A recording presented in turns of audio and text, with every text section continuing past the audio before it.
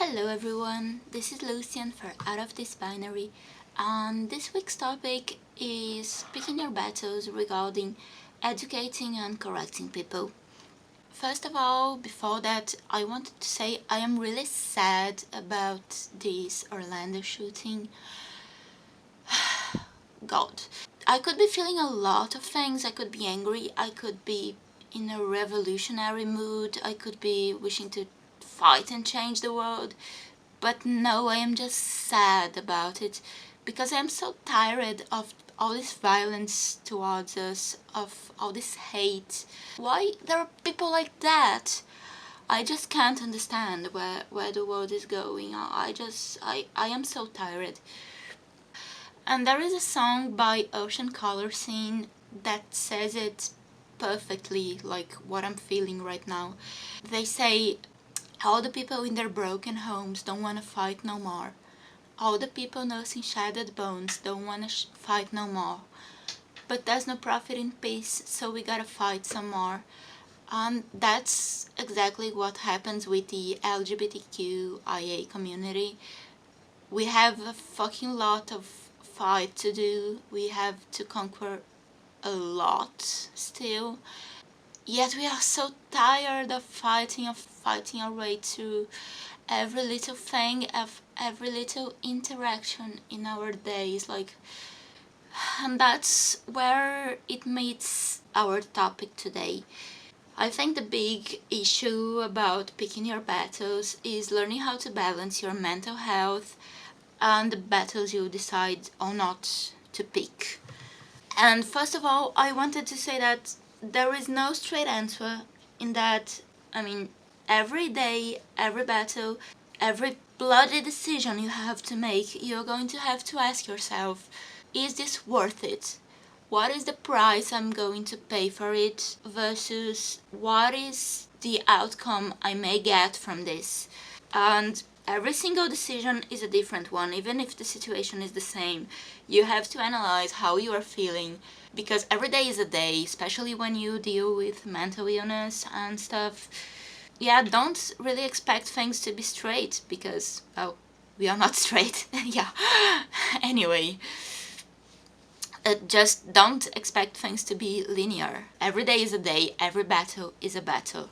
One thing I keep telling myself is that when night is dark and you are alone in your bedroom with your thoughts, no one is going to be there with you. Not your colleagues with whom you may, discuss queer representation in the media. Not your uncle who just doesn't get you are not a girl and you kind of want to explain that you are not and he just doesn't get it. Not your teacher who asks you to talk about trans issues because, hey, you are queer and you know about that stuff and other students need to learn things. No one is going to be there with you in the dark with your thoughts. So before deciding whether you are going to jump into something or not, you really have to consider how are things going to affect you, how deep and how hard things might affect you. Because while it may be like a super interesting class for all the other students when you talk about queer stuff and about trans stuff, and they ask those really stupid questions and say those really violent things and you correct them, you are the one who is going to be in your bedroom staring at the ceiling and listening to all the hate and all the microaggressions they told you. So you have the right not to want to do this. Sometimes a discussion may be really important, like for example in a class you have a great opportunity to educate a lot of people. Many people might learn something they would never have access to, but if the cost is too high for your mental health, you have the right not to do that. You have the right to decide not to educate people. Like, please have that in mind. Take care of yourself first. And yeah, this is a thing we all, especially when we have mental illnesses, we all have good days and bad days. And on bad days, we don't have the energy to pick any battles, to do anything. And on good days, at least that's how I feel, we don't want to spoil the good mood by picking a battle that might hurt us. So yeah, that's really a hard decision. And sometimes I think you just, when you pick battles, no matter how small they are, it's always stepping out of your comfort zone. And I don't mean your comfort zone is comfortable, but you kind of get used to the way things are, to you get numb to getting the same kind of aggressions over and over. And in a way, it is comfortable to just take those aggressions instead of reacting to them. And yeah, sometimes it's easier just being hurt in a small way. That sounds really fucked up, but that's how things work for me, at least. I remember back when I was a teacher, I used to teach like 15-year-olds and 16 and 17, like teenagers. It was a time before my depression got me like in a really bad way. I had a lot more energy than today, and I tried to discuss social justice things and queer things, and it was really cool because all the queer students came to me and talked about their issues. And especially in school you don't usually have a teacher you can do that, and it's so important when you have one. I remember a teacher I had, she was a lesbian, but she couldn't really say that openly. And I know some things she said and some things she did were really important for me to realizing I was queer, and for me to growing up as a person. So I know how important it might be to stand up for things and to say things. But again, in the end of the day, it's just you. And although like 100 students may back you up, there might be that student who is going to complain to their parents, and their parents are really conservative, and they're going to go to the director and talk to you, and it's going to be awkward.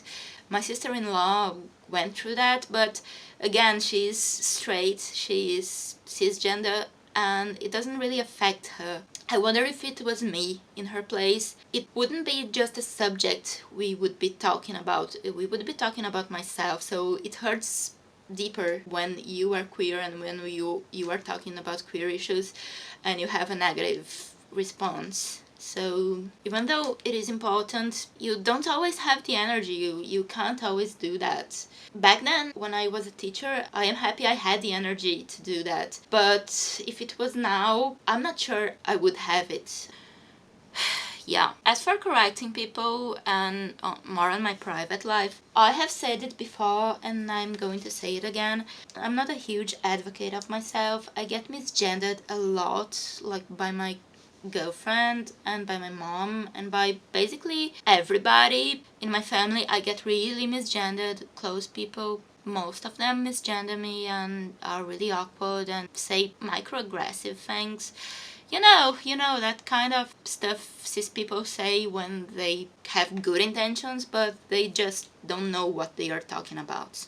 And because of my depression mostly, I just don't have the spoons to correct people. I have tried it like in the beginning, but educating people is something you have to do over and over and over and over again until they might get it. You are never sure if they are going to get it. So you have to keep fighting, and that was just too exhausting for me. I just didn't have the spoons to keep educating people until something really changed.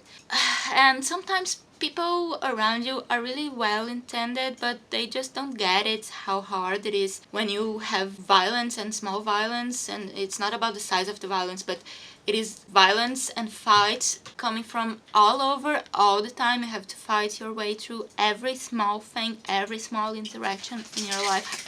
They just don't get how exhausting it may be. It's like my mom, she is super well intentioned. She always tells me like, yo, if you need me to change pronouns or do something, just tell me. If I'm doing something wrong, just tell me. But I don't even have the energy to tell her how hard it is for me to correct her, to have to correct her. I wish she could just educate herself and go after information and then ask me like, yay, do you want me to do that or this or. And I know I'm maybe wishing something that will never happen, but I wish some people, at least closest people who I hope really care about me, I wish they went after information and education just so I wouldn't have to, because it is already hard enough to having to fight against the rest of the world, we really shouldn't have to do this at home. But we do.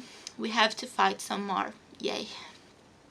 Well, for me, it is easier when the battles I have to pick are not only about me, when it's not like correcting my pronouns, but when the outcome of a battle is going to benefit other people too.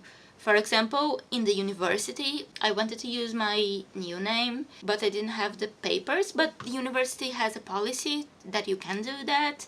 But no one had ever done that, like in the graduate and postgraduate studies. So the guys they had no idea what to do. So I had to run around being misgendered and being that named like all over the place. But I did that because not only it would be good for me, but it would open space to other trans people who might come to university in the future. They wouldn't have to go through what I went through. So that gave me more energy to fight for that. Yeah.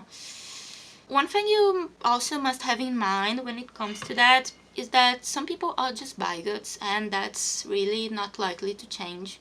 So learn to identify those people for your own sake. Run away, run to the hills, like rah.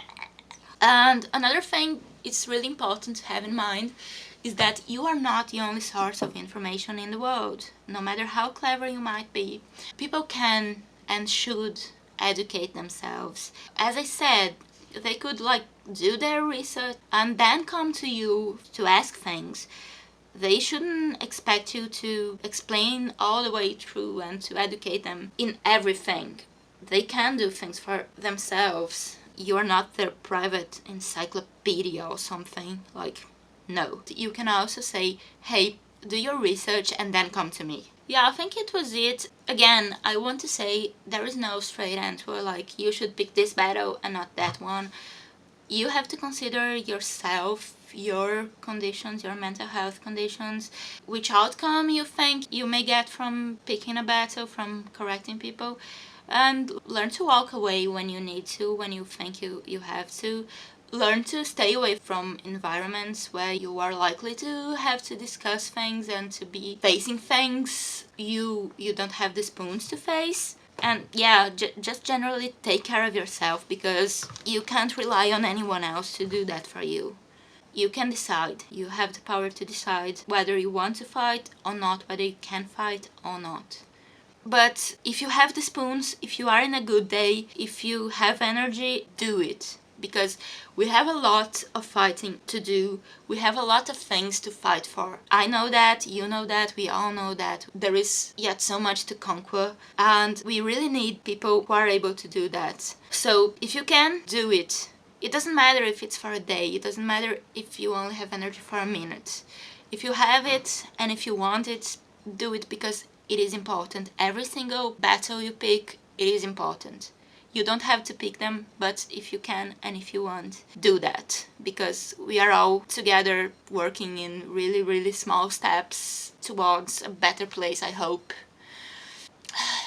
That was it for today. Take care of yourselves, eat your vegetables, and say hello to my embroidery project. Say goodbye right now. It's don't panic, and it's quite a useful message to carry around in a towel, because a towel is also really useful to carry around. Douglas Adams used to say. So I'm going to go. Bye, cheers!